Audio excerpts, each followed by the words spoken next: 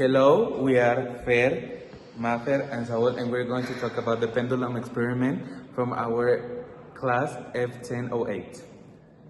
The objective of this experiment was to obtain the values of M and B through the length and oscillation periods. We worked with 10 different lengths, going from 10 centimeters to 1 meter with a 20 degrees angle, because the longer the length, the longer the period of oscillation.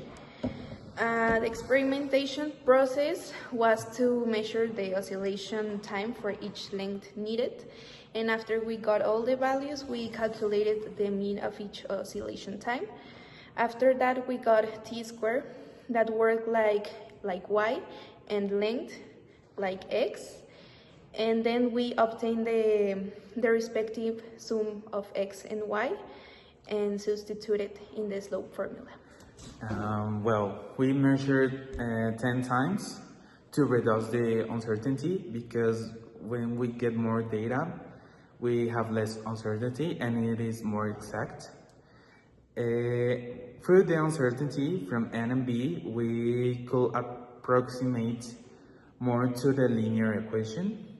And Excel was a great tool for us to obtain more exact data through the formulas, because after we upload all the data into Excel, it shows us in which part of the experiment we failed.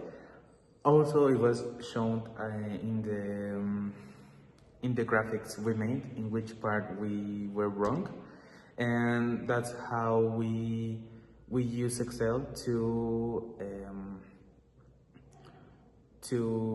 solve the problems of the experiment. To get the gravity, we use the formula 4p squared, L between t squared, and the result was very similar to the theoretical value, which is 9.81. And after that, we conclude that there were minimum errors in the measurements.